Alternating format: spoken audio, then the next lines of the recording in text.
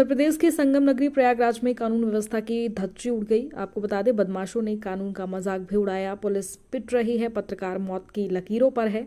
वहीं घिसा पिटा बयान सामने आया है। सिविल लाइंस जैसे इलाके में प्रसिद्ध पत्रकार एलन सिंह पर चाकू और फायरिंग कर हमला कर मौत के घाट उतार दिया गया। हमलावरों ने पत्रकार पर 20 से 25 वार किए, जिससे उनके मौके पर ही मौत हो गई।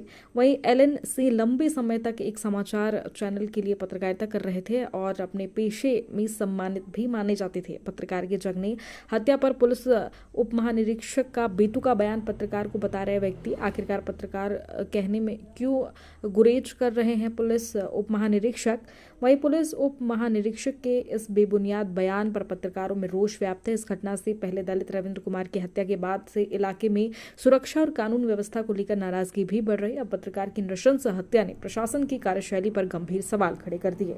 पुलिस ने त्वरित कार्रवाई करते हुए आरोपी विशाल मुठभेड़ में किया गिरफ्तार। आरोपी के पैरों में लगी गोली घायल। ये कोई घटना कारित की गई है। इस पूरी घटना में अभी तक 4 चीजें सामने आई हैं और किस तरीके से वर्कआउट कर रहे हैं। ये आज दिनांक 23 अक्टूबर को शाम को हर्ष होटल के पास में ये घटना की सूचना प्राप्त हुई थी कि एक व्यक्ति लक्ष्मीकांत उर्फ पप्पू, जिनके ऊपर कुछ बदमाशों के द्वारा हमला करके धारदार हथियार से उनको घायल किया गया, जिसके बाद उपचार के लिए उनको तत्काल SRN हॉस्पिटल लाया गया, जिसमें उपचार के दौरान जो घायल थे उनकी मृत्यु हुई। और इसी में जो वहाँ घटनास्थल से साक्ष्य कलेक्ट किए गए, जो विटनेसेस थे या आसपास लोग मौजूद थे, उनसे बातचीत की गई और तमाम जो सर्कमस्टेंसेस थे उसकी जानकारी की गई। तो ये ज्ञात हुआ कि आरोपी विशाल के द्वारा ये घटना कारित की गई अपने कुछ सहयोगी के साथ में। फ़िलहाल जो मुख्य आरोपी था विशाल, उसके द्वारा खुलदाबाद क्षेत्र से मछली बाज़ार से ये चाकू खरीदा गया था, जिससे उसके द्वारा मृतक पर धारदार हथियार से उसी चाकू से हमला किया गया था। और फ़िलहाल दबिश में जो विशाल है आरोपी, उसके पुलिस मुठभेड़ में उसको अरेस्ट किया गया है और मुठभेड़ में उसके 3 गोलियां लगी हैं उसके दोनों पैरों में और फिलहाल उसको हॉस्पिटल में एडमिट करवाया गया है। और आगे जो साक्ष्य हैं एकत्रित कर विधिक कार्यवाही की जाएगी, मजिस्ट्रेट के सामने पेश कर आगे रिमांड लिया जाएगा। इसमें अभी तक जो है एक जो मुख्य आरोपी है विशाल की शामिल होने की बात सामने आई है, उसके एक और सहयोगी की भी शामिल होने की बात सामने आई है, जिसके संबंध में पुलिस टीम के द्वारा दबिश दी जा रही है। और इसमें 2 और भी जो सस्पेक्ट हैं उनको भी अभी फ़िलहाल कस्टडी में लेकर के उनसे पूछताछ की जा रही है। और ये जानकारी हुई है कि पिछले दिन जो मृतक हैं उनका और जो आरोपी हैं उनके बीच में किसी बात को लेकर विवाद हुआ था, जिस चीज़ की अभी जानकारी ये मतलब अभी तक ये प्राइमा फेसी इन्फॉर्मेशन है।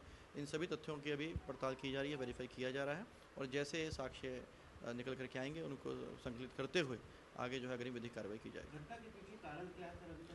जैसे कि मैंने बताया कि एक दिन पहले इनका किसी बात को लेकर के झगड़ा हुआ था। किस बात को लेकर के झगड़ा हुआ था उसकी जानकारी की जा रही है, बट ये कंफर्म हुआ है कि इनकी आपस में काफ़ी ज़्यादा कहासुनी हुई है और फिर आज वहाँ पे ये घटना विशाल के द्वारा ये कारित की गई है अपने सहयोगी के साथ। जी, वो जो भी हमारा जो विधिक कार्रवाई है उसको पूरी तरह अमल में लाया जाएगा। हमारा डेफिनेटली ये दुर्भाग्यपूर्ण घटना है, हमारी सहानुभूति पीड़ित के साथ में है as a department, as a government organisation, और पूरी तरह से हर संभव सहायता प्रदान की जाए। देखिए, पूरी तरह से दिन रात पुलिस विभाग के द्वारा दिन रात एक करके यहाँ इंश्योर किया जा रहा है कि सभी जो जनपदवासी हैं उनको सुरक्षित माहौल मिले और अगर किसी के द्वारा कोई भी अपनी सीमा का अतिक्रमण करेगा, कानून व्यवस्था के साथ में छेड़छाड़ करने की कोशिश करेगा, तो डेफिनेटली उसके विरुद्ध सख्त से सख्त कार्रवाई की जाएगी। क्या पूरा मामला है? अब ये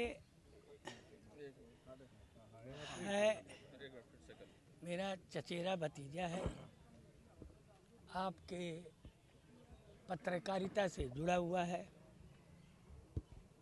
अभी तक कोई बात समझ में बहुत आई नहीं मुझे भी, क्योंकि हमको फ़ोन आया कि चाचा मुझे बचा लीजिए।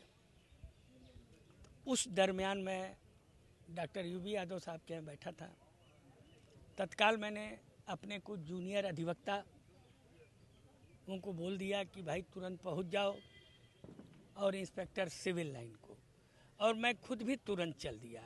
मैं आज ही आधे रास्ते था, तब तक हमारे जूनियर अधिवक्ताओं ने बताया कि हालत बहुत गंभीर है, कम से कम 25-30 चाकू मारे गए हैं। गाड़ी में लाद के हम लोग स्वरूप रानी हॉस्पिटल लाए हैं, पुलिस भी साथ थी। अब अभी तो पुलिस भी कुछ भी बताने में, जैसा आपने देखा पुलिस कमिश्नर अजय पाल शर्मा भी मौजूद थे। अभी क्या हालत है? मेरे ख्याल से तो आप जीरो ही समझिए। अब क्या लगता है जब तक ऑफिशियल जिस तरह से पत्रकार के साथ पत्रकार सुरक्षित नहीं है, लगातार जिस तरीके से प्रयागराज में घटनाएं हो रही हैं, अब पत्रकार भी सुरक्षित नहीं है। बिल्कुल, मैं इस चीज़ को एकदम गलत मानता हूँ कि पुलिस प्रशासन कम से कम इस बात की, पत्रकार अधिवक्ता इस टाइप के लोग के ऊपर अगर हमला होता है और इस तरह से, आप जान के रखिए कम से कम 25-30 बांका जो होता है चापड़, उससे काटा है। पूरा फुटेज देख लीजिए। उसके बस्ते में आपका ये कैमरा जो आप लिए हुए हैं ये भी है, मोबाइल्स हैं। क्या भतीजे ने कभी कोई विवाद, किसी तरह की कोई रंजिश बताई थी? नहीं, कोई रंजिश तो नहीं बताई अब तक। केवल आज, मतलब ऐसे तो उसकी कोई रंजिश हमें लगता नहीं है। बाकी उनकी क्या है, उसका बच्चा है एकदम छोटा सा है अभी, और एक पत्नी है, अभी लड़का है, वो भी बहुत बताने की स्थिति में नहीं है। क्योंकि हम लोग भी भाई चाचा जरूर हैं, लेकिन अब आप भी जान रहे हैं, मैंने बोला ना कि चचारा भतीजा है, तो बहुत कुछ अंदरूनी तो मुझे भी अभी बहुत अवगत नहीं है। लेकिन पुलिस से बात हुई है, पुलिस मुझसे ये कही है कि कुछ न कुछ क्लू मिला है। हम लोग तत्काल रवाना हो रहे हैं। ये बात कह के इंस्पेक्टर और एसीपी गए हैं।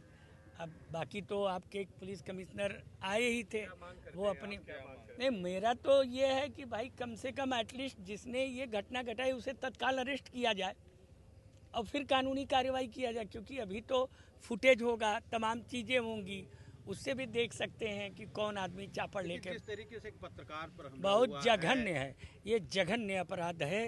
पत्रकार, प्रयागराज की कानून व्यवस्था को क्या? मैं वकील भी हूँ, मैं इस हाई कोर्ट का महासचिव भी रहा हूँ, इस हाई कोर्ट का अध्यक्ष भी रहा हूँ, मैं हर चीज़ से अवगत हूँ। क्या रात में अब निकलना सुरक्षित रह गया है? काम अब अगर ये स्थिति है तो आप भी समझ ही रहे हैं कि बहुत कुछ अभी कहने की स्थिति में नहीं है। लेकिन जहाँ तक उसके स्थिति का सवाल है तो आप जीरो मान के चलिए कि